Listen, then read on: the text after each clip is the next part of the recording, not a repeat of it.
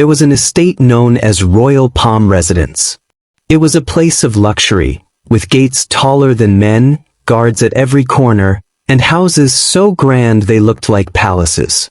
Residents were bankers, oil magnates, and CEOs who measured their worth by the number of cars in their garages.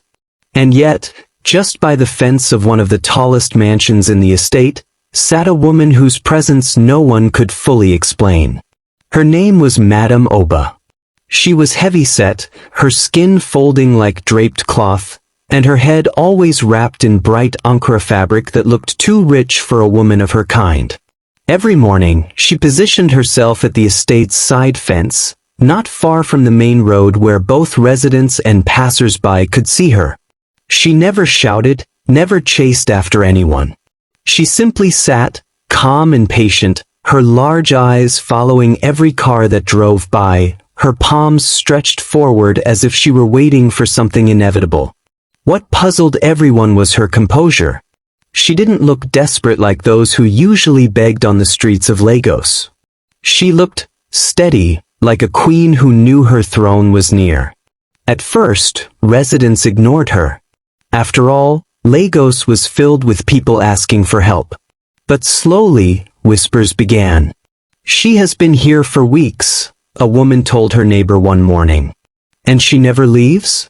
Always by that same fence?" the neighbor asked. "Yes, boys. Morning, afternoon, evening. Her place never changes." Some people pitied her, others simply avoided her.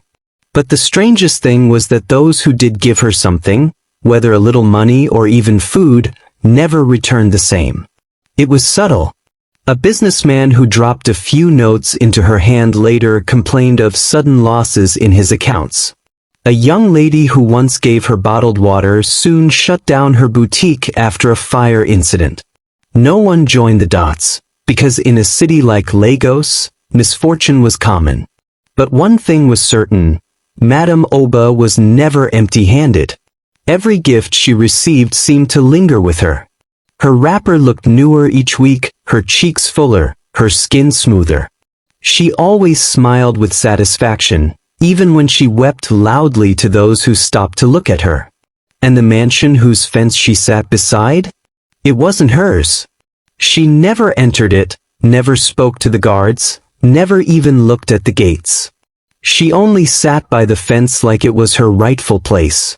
Children passing by sometimes asked their parents, "Mummy, why is that woman always there?" But the parents had no answer. They only hurried their children along, avoiding Madame Oba's deep, searching eyes. To most, she was just another poor woman. To a few, she was a puzzle. But to those who unknowingly gave her something, she was the beginning of their end. And so, in the great city of Lagos, surrounded by flashing lights, honking cars, and the footsteps of hurried men, Madame Oba remained unmoved, waiting, always waiting, with her hand stretched by the fence of a mansion that was never hers. One Monday morning, Colonel Adebayo, a senior banker, drove out of Royal Palm Residence in his shiny black SUV. Colonel was the kind of man people admired in the estate. Young, successful, with suits that always looked freshly pressed and cologne that lingered in elevators. As his driver slowed near the estate's side road, Colonel's eyes fell on Madame Oba sitting by the fence. She looked older that day, her wrapper untied slightly, her eyes swollen with tears. She pressed her palms together, her lips trembling as though she had no words left to speak. For reasons he could not explain, Colonel felt his chest tighten. "Slow down," he told his driver. The car eased to a stop right beside her. She didn't say a word. She only looked at him, her eyes filled with quiet sorrow, as if the world had pressed its entire weight on her shoulders. Colonel sighed deeply. "Poor woman," he murmured. He rolled down his tinted glass, pulled out his wallet, and dropped a thick bundle of notes into her hand. The moment the money touched her palm, she let out a wail, a long, piercing cry that startled even the driver. She lifted her hands to the sky, tears streaming down her cheeks. "My son, "My son, may heaven bless you. May your riches never run dry," she cried. Cunnel smiled faintly, embarrassed by her loud display. "Drive on," he muttered, waving at the driver. But that night as he slept, Cunnel dreamed of her. In the dream, he saw her face, wet with tears, her hands stretched forward endlessly. He kept dipping into his pocket, giving her money, and no matter how much he gave, her hand remained open. He woke up sweating, his chest heavy. "Just a dream," he told himself, sipping water and returning to bed. But by the end of that week, reality began to shift. First, his branch office called. An internal audit had flagged his department. Funds were missing from accounts he had never touched. Cunnel laughed it off, confident the error would clear. But the following day, his manager placed him on suspension pending investigation. In shock, he returned home, pacing around his mansion. How is this possible? His wife noticed his restlessness. "Cunnel, what's wrong? You've been talking to yourself all day." But he brushed her off, unwilling to worry her. A few days later, one of his close investments, a transport business, suddenly collapsed after 2 of his buses were involved in separate accidents on the same morning. Insurance agents called him repeatedly, warning of losses. Cunnel's friends noticed his sudden change. The man who once laughed loudly at parties now sat quietly, his eyes distant. He stopped wearing his sharp suits, choosing plain shirts instead.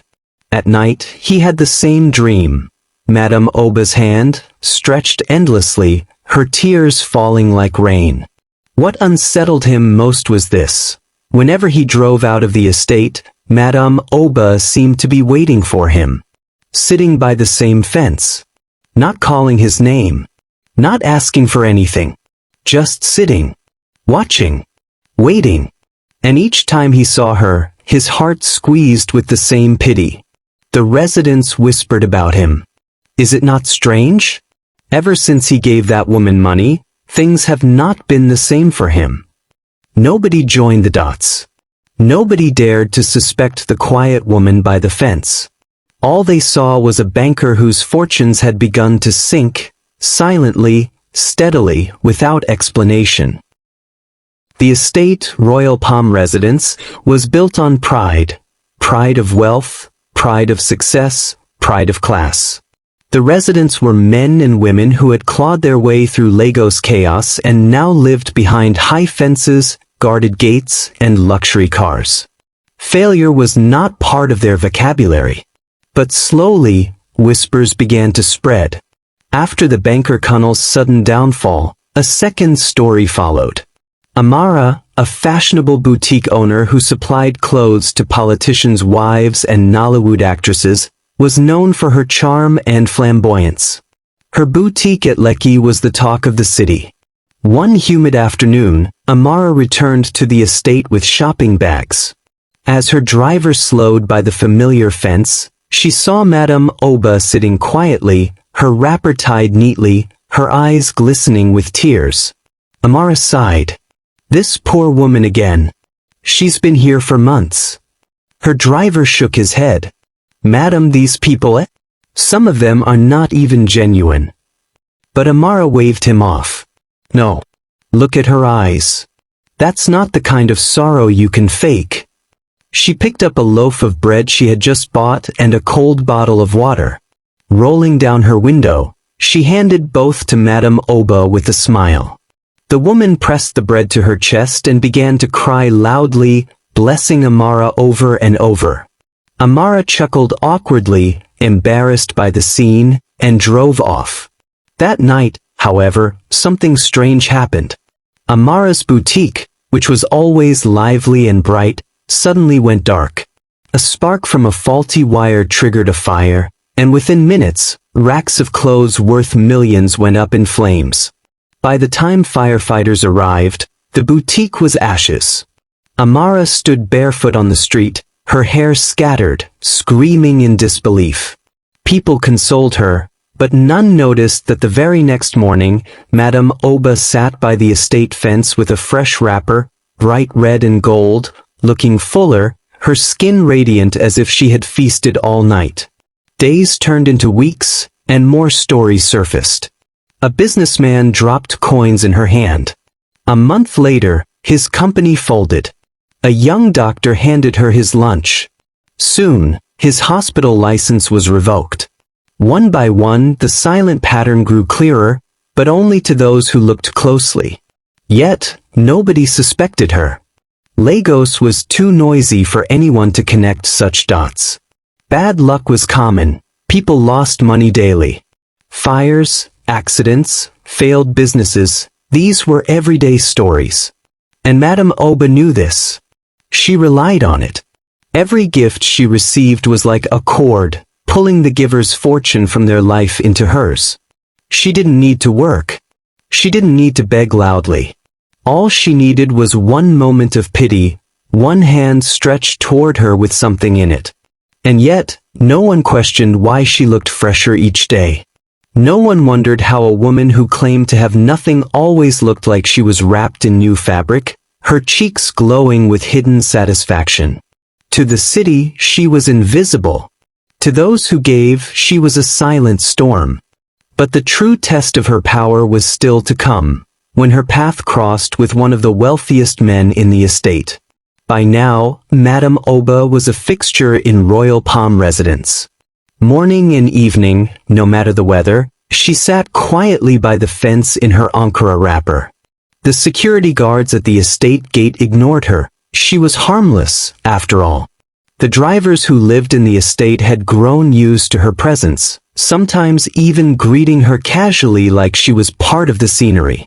But there was something about her no one could explain. People who walked past her often said they felt a tug, an unseen pull inside their chest. It wasn't fear. It wasn't even love. It was pity. It didn't matter how much you promised yourself, I will not give. The moment you locked eyes with her, your heart softened. Your hands moved almost against your will, reaching for your pocket, your bag, or whatever you held. One evening, a young man named Femi, a software engineer, returned to the estate after a long day at work. He was exhausted, frustrated from Lagos traffic, and in no mood for distractions. As his Uber slowed by the fence, he saw Madame Oba sitting there, her palms stretched out. He muttered to himself, "Not today, please. I don't even have spare change." But as their eyes met, Femi felt his throat tighten. He tried to look away, but his hand was already pulling his wallet from his bag. Confused, almost angry at himself, he slid a note through the window. She received it silently, tears welling up in her eyes. He drove off, unsettled. By the time Femi reached his apartment, he was shaking. What was that? I didn't even want to give. Why did I give? He told a friend about the experience, and his friend laughed. My guy, that's Lagos. These women are professional actors. They know how to use their eyes to break your heart. But Femi wasn't convinced. There was something about Madame Oba that was beyond acting.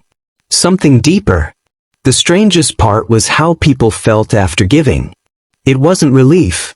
It wasn't joy. It was an emptiness they could not explain. They often went home restless, burdened, as if a piece of them had been taken away. But nobody admitted this openly. To speak about such feelings was to sound foolish.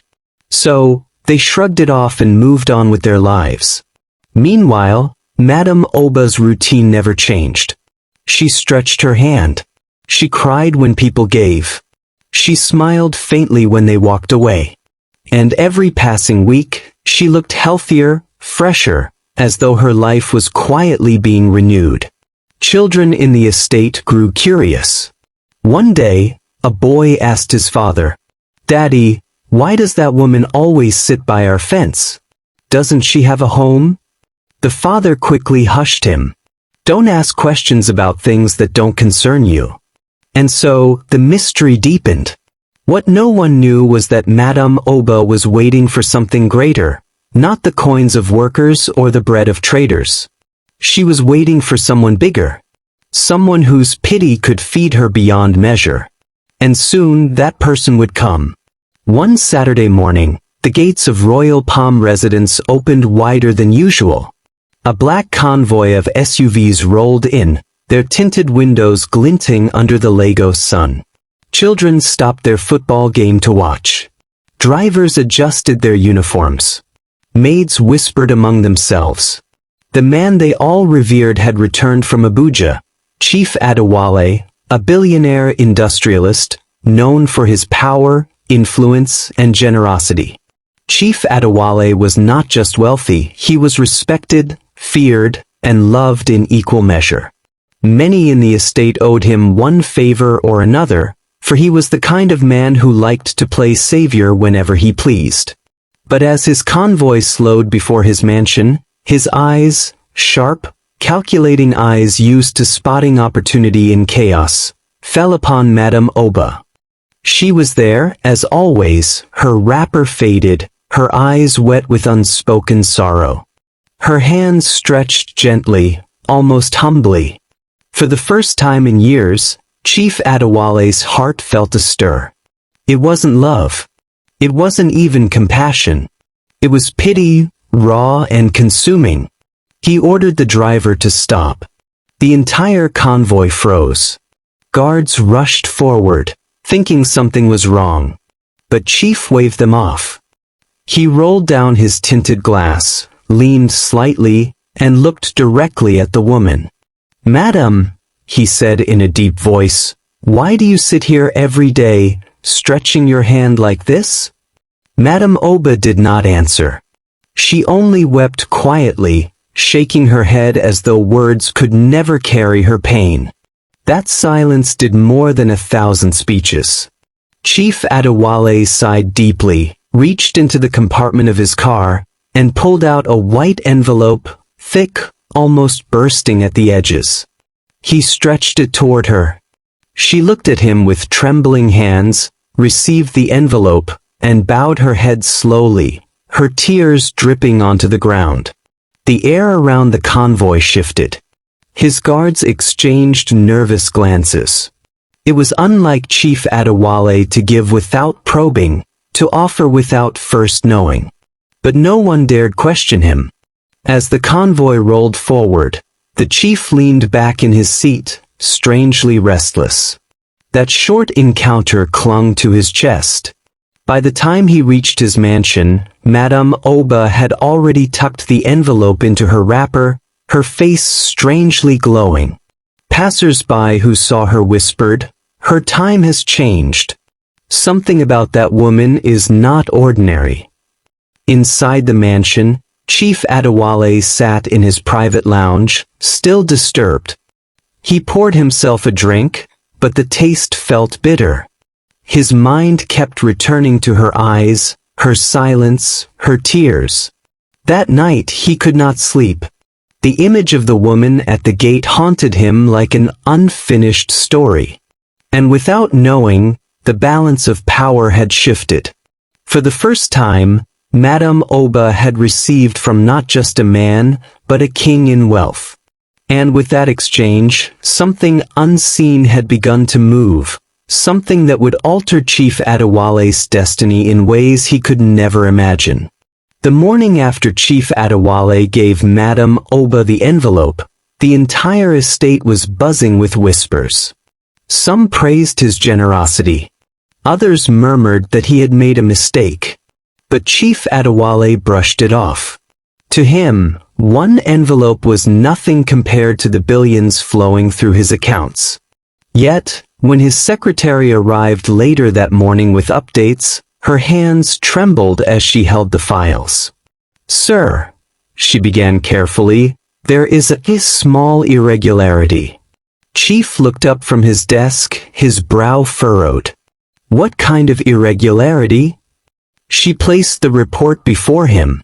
One of his offshore accounts in Dubai, holding several $1 million, had been flagged, frozen, without warning. Chief Adewale's eyes narrowed. That account was untouchable. 4 years it had never failed him, never faltered. Yet suddenly, it had been locked, inaccessible, as though the money had vanished into thin air. He clenched his jaw but dismissed it. Bank politics, he muttered. It will sort itself out. But it did not. The very next day his construction firm, Adewale Structures, was hit with an unexpected court injunction. A project worth billions was suddenly stalled. Investors panicked. News headlines carried whispers of fraud, though no evidence was presented. By the third day, his oil tankers, 3 massive vessels sailing from Port Harcourt, reported sudden breakdowns mid-route. Each vessel lost millions in delayed deliveries. Chief Adewale felt something cold creep into his bones. In all his years of business, setbacks came like storms but never all at once. This was different. At night, he sat by his mahogany desk, staring at the flickering city lights outside his window. His wealth was not gone, but for the first time, he felt its foundation tremble. And then he remembered her.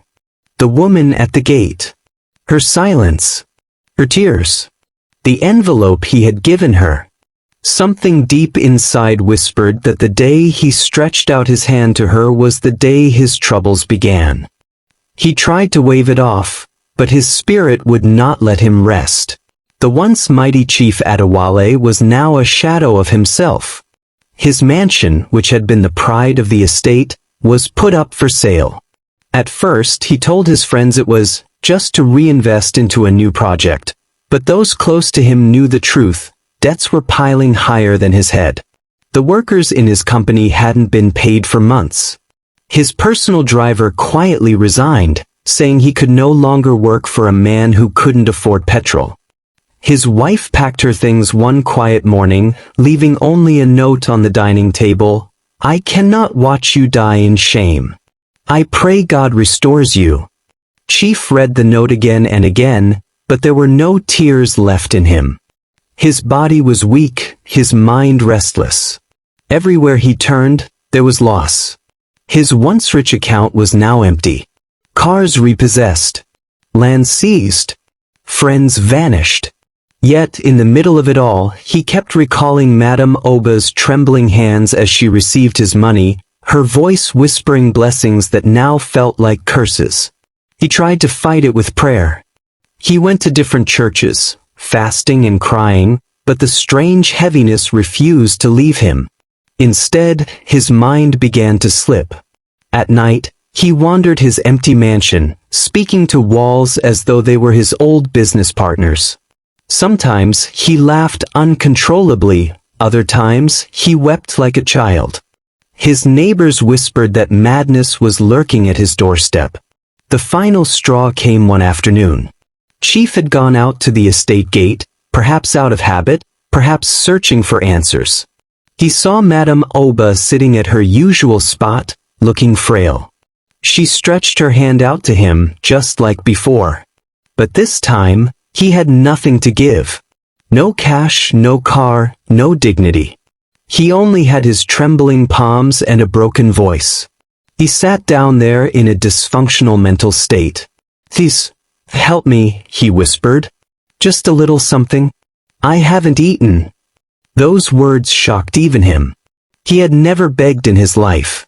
But here he was, reduced to the very thing he once pitied. Madame Oba looked at him with eyes that carried both pity and triumph. She didn't speak. She only stood up, turned her back, and walked away slowly, leaving him kneeling on the pavement like a beggar. From that day, Chief Adewale was no longer seen as chief. He roamed the estate in tattered clothes, stretching his hand to strangers for food. His mind was gone, his dignity buried. The man who once gave with pity had now become the one who needed pity. And Madame Oba? She remained untouched, sitting by the fence, her hands always open, waiting for the next giver. But finally one day, something happened. There was a young happy man called Kunnel. He lived in a tiny one-room apartment in the outskirts of town, ironing his shirts carefully each morning, polishing his shoes until they shone like new. He had no money to his name. That morning, Cunnel woke up determined. He slipped his neatly printed CV into a brown envelope, wore his best suit, and set out for the estate where many wealthy companies had their head offices. As he walked past the towering gates and spotless streets, he whispered to himself, "Today, something must happen. I cannot remain like this forever, even if it's gatekeeper." The sun was high, and his stomach was empty, but his heart refused to give up. Then suddenly, something unusual caught his eye. Right in the middle of the estate walkway, he saw a bundle of money on walkway, folded neatly, untouched. Cunnel froze. He looked left, then right. The road was quiet, save for the humming of car engines. He bent slightly, his hands trembling. "Is this real?" he muttered under his breath. "Or is someone watching me?" He waited a moment, piping carefully to see if anyone would shout, "Hey, that's mine." But no one did. With a cautious smile, he slipped the money into his pocket, his heart racing. "God has answered me today," he whispered. "This is my daily bread." But Cunnel was not a careless man. He straightened his tie, adjusted his envelope, and continued walking like a gentleman, determined not to look suspicious.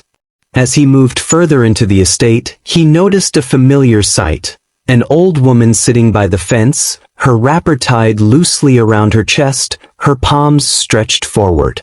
Madame Oba. Her eyes caught his instantly. He tried to look away, but there was something magnetic about her presence. Something that made him feel she was more than just a helpless woman by the roadside. She smiled faintly, and her voice, weak yet commanding, floated toward him. "My son, help me with something small." Cunnel's steps slowed. He placed a hand in his pocket and felt the money he had just picked. His chest tightened. He remembered the scriptures his pastor often quoted, "Give to the needy, and you lend to God." He nodded quietly to himself. "Yes," he thought, "this is the right thing. Today I will give. Today I will be a blessing." He pulled out the money, holding it with joy. His face lit up as he stretched his hand toward Madame Oba. "Take, Mama," he said warmly. "Today I have given, and I am glad to give." What Cunnel did not know was that his happiness was the very thing Madame Oba feared.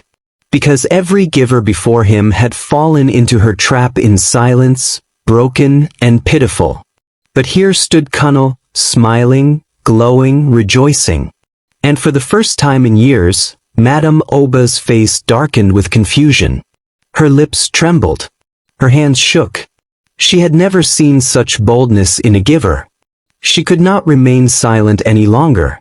Cunnel's hand lingered in the air, holding out the folded money with joy written all over his face.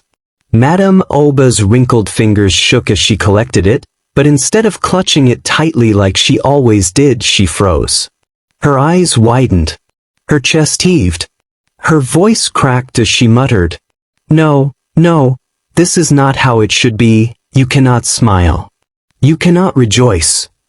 Cunnel looked at her, puzzled. "Mama, I gave you with a cheerful heart. Why should I not smile?" Suddenly, Madame Oba screamed, her frail voice echoing through the estate gate. "Feel pity. Feel pity now. You must not be happy, you must cry for me." Her shriek drew the attention of passers-by. A black Jeep slowed down, its driver rolling down the window. Workers on their way home stopped and turned. Within seconds, a crowd began to gather. Cunnel stepped back in shock. "Mama, why are you shouting? I only gave you money. Shouldn't you be grateful?" Madame Oba's hands trembled violently. The money fell from her palms onto the dusty ground. She clawed at her wrapper as though something was tearing her apart. Then, with tears streaming down her face, she burst out in a chilling confession. "No one gives me and rejoices. No one. For years, anyone who gives me must feel pity, they must bow in sorrow, because that pity is the sacrifice I feed on. That pity is the exchange I take for their fortune. The moment they pity me, their wealth becomes mine. Their laughter becomes my strength. Their riches become my survival." Gasps erupted from the crowd. A woman in a corporate suit shouted, "Jesus! What is this?"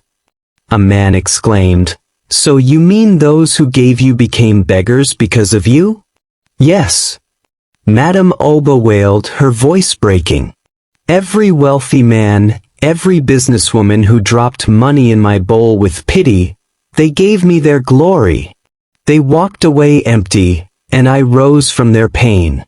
That is why Chief Adewale," she pointed suddenly at a trembling figure hiding at the back of the crowd, "that is why he became a beggar." The crowd turned swiftly. And there he was. Chief Adewale, once the estate's pride, now dirty, ragged, with bloodshot eyes, standing barefoot by the fence. His body shook, his lips quivering, as if he had been caught in his shame. Murmurs spread like wildfire. "Chief Adewale? Impossible! That mad-looking man is Adewale? My God, so it's true." Kunal felt his knees weaken. He looked from Madame Oba to his, then back at the horrified crowd. Madame Oba collapsed to the ground, screaming, "Do not rejoice when you give me. Do not. For the day you rejoice, my curse is broken. The day a giver smiles, my chains scatter." The crowd shouted louder, some crying, some praying, some cursing her. Cars parked along the road, their drivers rushing out to witness the strange scene. And there, standing in the middle of the chaos, Kunal still held his envelope containing his CV, torn between fear and a strange sense of destiny. Because unlike every giver before him, he had given with joy. And in that moment he realized, this single act had not cursed him. It had exposed her. In the end, Madame Oba's secret was laid bare, and the people of the estate understood something they had long ignored. It was never just about giving. It was about the spirit with which one gives. Those who gave to her with pity lost themselves, because their pity chained them to her curse. But Kunal, who gave with joy, unknowingly broke the pattern. His heart was free, and so his giving carried no sorrow with it. The lesson is simple yet profound. Pity drains, but joy protects.